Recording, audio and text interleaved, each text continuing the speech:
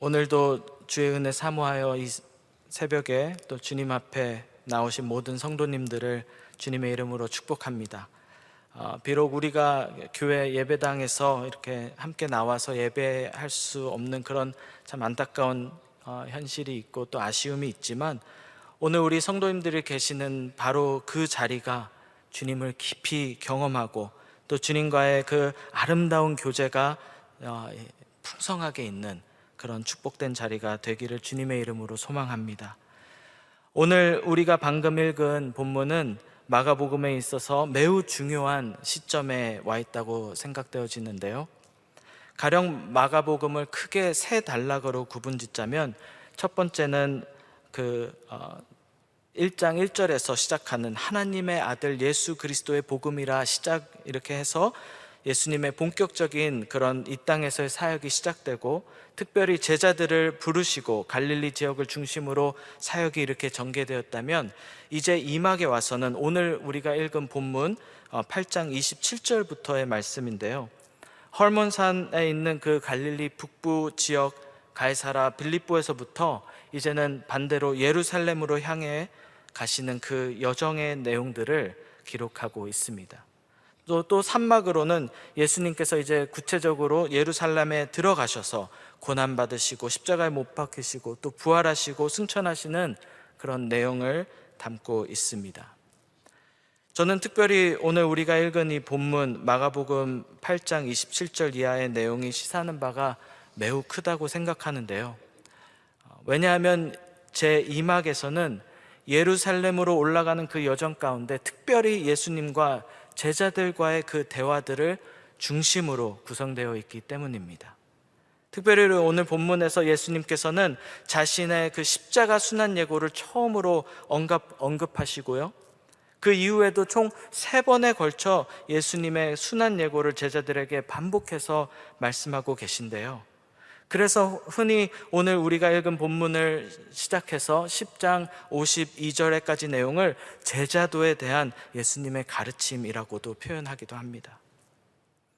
아마도 예수님은 자신이 사랑하는 제자들을 생각할 때 이제 조금 있으면 예루살렘에 들어가서 많은 고난을 받고 장로들과 대제사장들과 서기관들에게 버림받아 죽임을 당하실 텐데, 제자들이 두려워 떨지 않고 오히려 그런 순환과 고초를 당하시는 예수님을 바라보면서도 여전히 용기 잃지 않고 그들의 그 믿음이 오히려 더 굳건해질 수 있도록 제자들이 꼭 기억하고 붙잡아야 될 그런 중요한 내용들을 가르치시면서 그렇게 대화를 주고받는 그 지금 시점이 마가복음 8장 27절 이후의 내용들인 것입니다.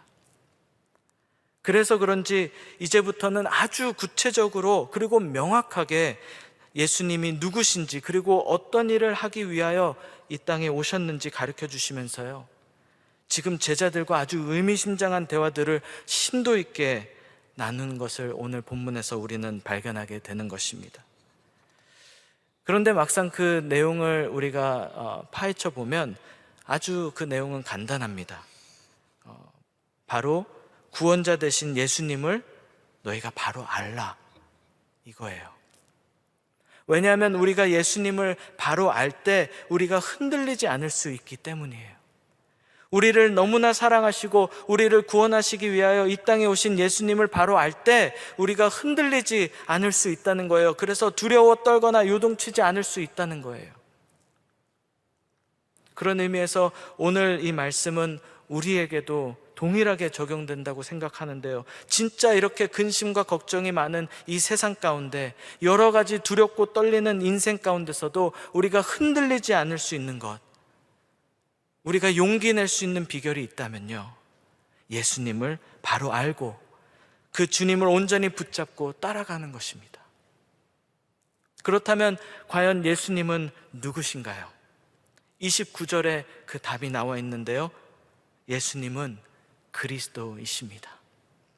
마태복음 16장 16절에서 좀 더 완벽한 표현으로 베드로가 고백했죠. 주는 그리스도시요 살아계신 하나님의 아들이시니이다. 여기서 그리스도라는 말은 구약의 메시아라는 말이고요, 그 말은 기름 부음 기름 부음을 받은 자라는 뜻인데요. 구약에서는 이 기름 부음을 받는 자는 하나님의 일을 위해 구별된 자로서의 그 의미가 담겨져 있어요. 그래서 구약에서 제사장, 또 선지자, 왕과 같은 그런 사람들을 지칭하는 데 사용되었습니다.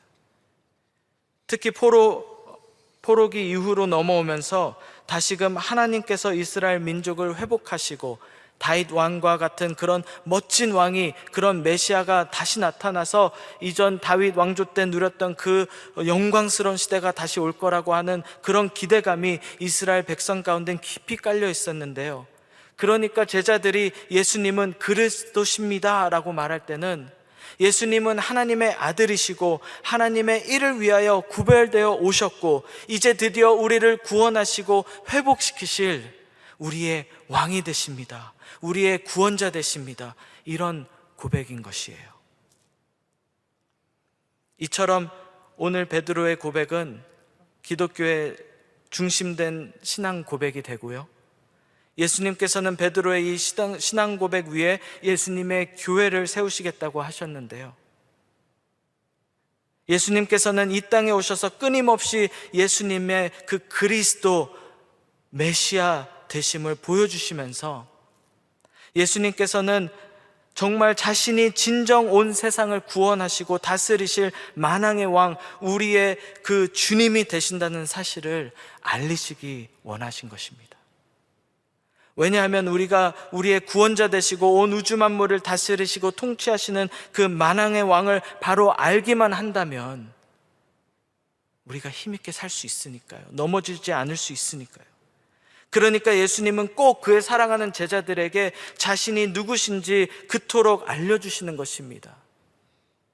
우리가 오늘 읽진 않았지만 또 요한복음에서도 보면은 진짜 계속해서 예수님은 그 제자들에게 자신의 그 그리스도 되심을 얼마나 그렇게 열심히 상세하게 가르쳐 주시는지 몰라요. 너무나 감사한 거죠. 왜 오늘날 많은 크리스찬들이 교회를 오고 가면서도 세상에 이리 치이고 저리 치이고 하면서 무기력하게 살아갈까요? 예수님을 잘 모르기 때문이에요. 때로는 진짜 관심도 별로 없는 것 같아 보여요. 근데 세상이 사실 딱 그렇죠. 이 세상은 예수님에 대해서 전혀 관심이 없습니다. 예수님이 누구신지 별로 궁금해하지 않아요. 오늘 본문에 보면 예수님이 제자들에게 물어보셨습니다. 사람들이 나를 누구라 하느냐? 제자들이 대답해요. 세례 요한이요, 더러는 엘리야, 더러는 선지자 중에 하나라고 이야기를 합니다. 언뜻 들어보면 참 다 괜찮은 호평 같아 보이지만요, 아니요, 그것은 예수님에 대한 관심 없음이에요. 예수님을 모르는 거예요. 세상 사람들은 세례 요한이던 엘리야던 여러 선지자 중에 하나이던, 혹은 우리가 동화 속에서 보는 요술램프 속의 지니이던 부처님이든 모하머드든 상관없어요. 세상 사람들은요. 왜요? 세상 사람들은 기적과 표적을 구하는 세상이기 때문에 그래요. 그러니까 예수님이 중요한 게 아니라 그저 그들의 관심 있는 것은 오늘 내 배를 배부르게 할 수 있고 내 필요를 채울 수 있는 그것이 중요한 것이에요. 거기에 온통 관심이 쏠려 있는 것입니다. 그래서 오늘 본문 바로 앞에 11절에서 13절에도 보면은요, 여전히 세상은 예수님이 행하시는 그 기적에만 집중하면서요, 하늘로부터 오는 표적을 보이라고 그래요. 그런 예수님은 또 깊이 탄식하시면서 그 자리를 떠나가셨던 것을 우리가 본문 위에서 보면은 또 보게 되죠. 사실 그런 면에서 보면 제자들조차도 예수님의 이 그리스도 되심에 대해서는 아직 온전히 인식하고 있지는 못했습니다. 한편으로는 그들이 올바른 신앙 고백을 한 것으로 보이지만요, 사실 그들도 어쩔 수 없이 예수님을 세상의 틀에서만 그렇게 바라보면서 그 범위 안에서만 생각할 수밖에 없었습니다. 제자들에게 있어서 예수님의 메시아 되심은 지극히 정치적이고 세상적이었어요. 그래서 예수님은 우리의 왕이 되셔서 우리를 구원해 주실 것입니다. 예수님은 우리의 왕이 되셔서 이 악한 로마 정권을 패하시고 다시금 이스라엘 민족을 모든 열방 가운데 우뚝 세워주실 것이에요. 그렇게 기대를 하면서 예수님은 메시아 되십니다. 예수님은 그리스도십니다.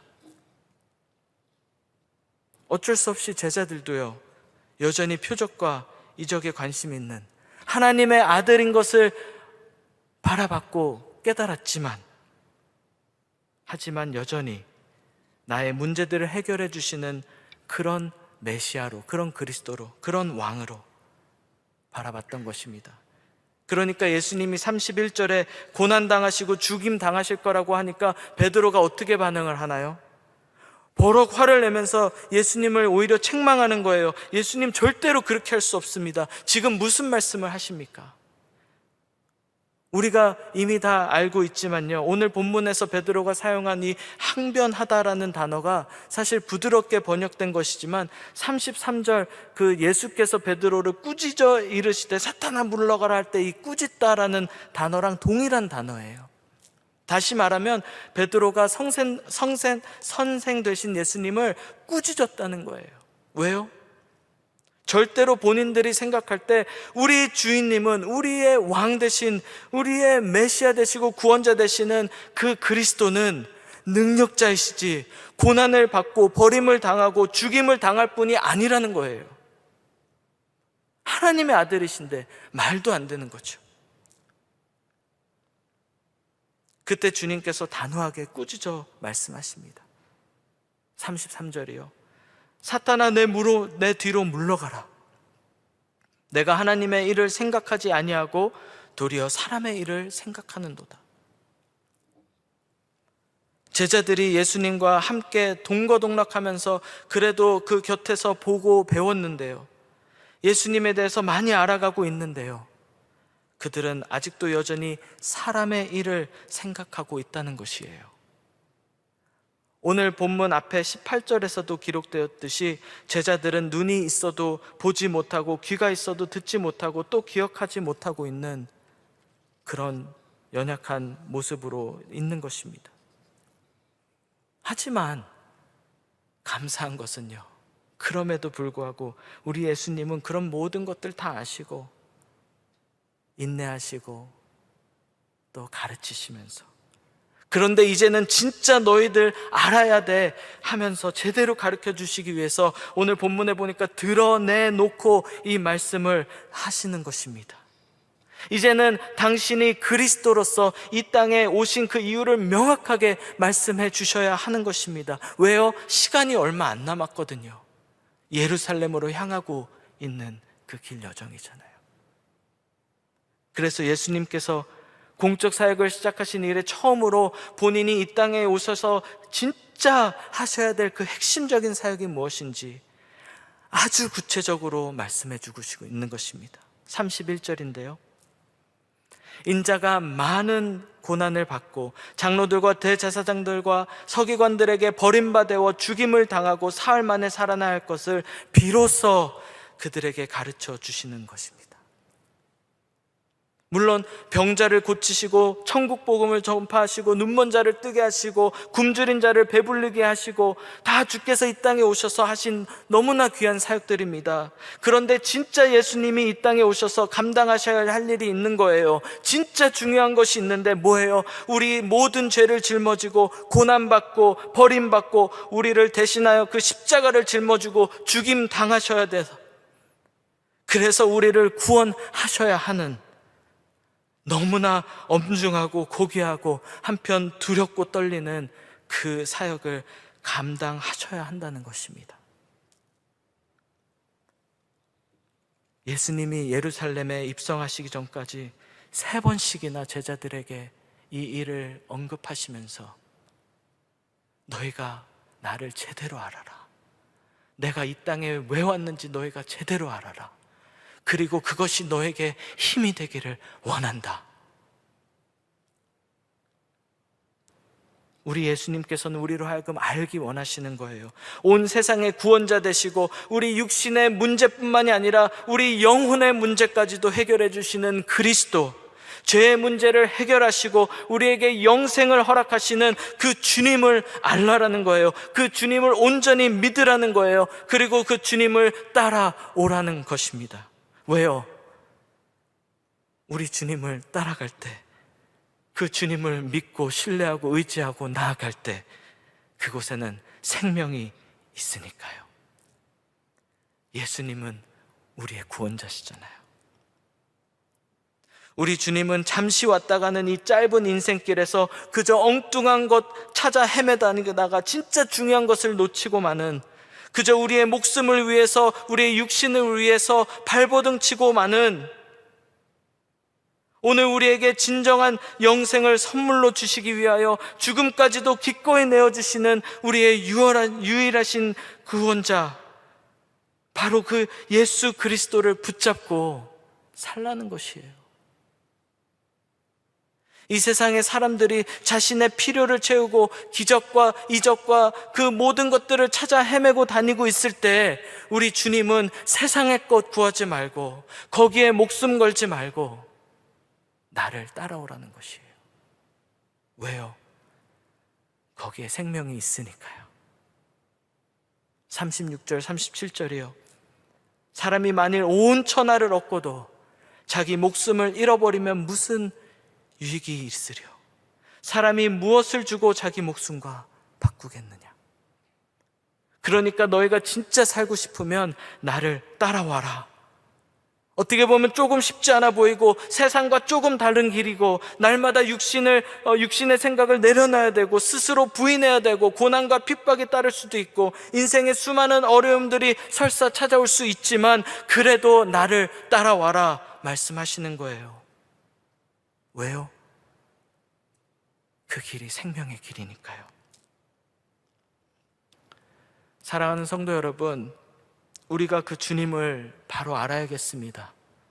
우리가 그 주님을 알 때, 오늘 우리에게 영원한 생명 주시기 원하시는, 그래서 자신을 아낌없이 내어주신 그 주님을 우리가 바로 알 때 우리가 힘을 낼 수 있거든요. 우리가 조금 힘들어도 찬송할 수 있거든요. 그래서 우리는 날마다 물어봐야 되는 거예요. 너는 나를 누구라고 하느냐? 내가 너희의 참된 구세주가 된단다. 나를 믿고 따라오너라. 사랑하는 성도 여러분, 요즘 많이 어려우시죠? 많이 힘드시죠? 정말 숨이 턱 밑까지 그렇게 턱턱 막히시죠? 꼭 코로나 바이러스가 아니더라도 우리 인생이 정말 만만치 않죠. 얼마나 수많은 아픔과 고통과 여러 가지 어려움들이 많이 있습니까? 그래서 혹시 여러분들 이리저리 뛰어다니면서 나름대로 해답을 찾으려고 그렇게 헤매고 다니시진 않나요? 기적과 표적을 따라가고 있지는 않나요? 사랑하는 성도 여러분, 오늘 이 새벽 우리가 그 모든 것들 내려놓고 주님을 바라보시기 바랍니다. 그리고 그 주님을 깊이 묵상하시기 바랍니다. 오늘도 우리를 사랑하사 그의 피로 우리 죄에서 우리를 해방시키려고 자기 자신을 버리신 하나님의 아들 예수 그리스도를 묵상하시기 바랍니다. 십자가를 바라보시기 바랍니다. 왜냐하면 우리가 예수님을 바라볼 때, 그리고 예수께서 걸어가신 그 길을 묵상할 때 오늘 우리가 살아갈 힘을 발견할 수 있기 때문입니다. 칠흑 같은 그런 어두운 밤 가운데서도 한 줄기의 그 빛의 소망을 찾을 수 있기 때문이에요. 오늘도 여전히 요동치고 세상 속에서 날마다 그렇게 어려움과 그 위협 속에서 우리가 놓여져 있는데, 우리가 나를 위하여 죽기까지 사랑하신 그 예수님을 온전히 믿고 신뢰하고 그 주님을 바라보고 살아간다면, 우리 주님은 오히려 온 세상이 신음하는 중에도 우리로 하여금 찬송 부르게 하시고요, 세상이 알지 못하는 평강으로 우리를 붙잡아 주시기 때문입니다. 그래서 우리 주님은 이렇게 말씀하세요. 힘을 내서 나와 내 복음을 위해 오히려 살라고요. 35절이요. 누구든지 자기 목숨을 구원하고자 하면 잃을 것이요, 누구든지 나와 내 복음을 위하여 자기 목숨을 잃으면 구원하리라. 예수를 위해 사는 인생, 예수를 위해 목숨을 거는 인생, 반드시 우리 주님 책임져 주실 줄로 믿습니다. 사랑하는 성도 여러분, 우리가 살아야 되지 않겠습니까? 아무리 힘들어도 이 인생 살아내야 되지 않을까요? 그런 의미에서요, 여전히 힘들고 어렵지만요, 우리가 예수의 길, 그 십자가의 길을 걸어가기를 소망합니다. 세상에서 조금 힘들고 어렵고 손해보는 것 같아도요, 날마다 우리 스스로 부인하고 자기 십자가를 지고 우리를 구원하시는 예수님을 따라가는 그런 복된 인생 되시기를 소망합니다. 그래서 오늘 우리가 처음에 불렀던 찬송처럼요, 내 안에 있는 나에게 딴 근심 있으랴, 십자가 밑에 나아가 내 짐을 풀었네. 주님을 찬송하면서 할렐루야 할렐루야, 내 앞길 멀고 험해도 나 주님만 따라가리. 오늘 그 찬송 부르면서 주님 따라가는 복된 인생 되시기를 주님의 이름으로 축원합니다. 우리 말씀 생각하시면서 우리 함께 기도하며 나아가도록 하겠습니다.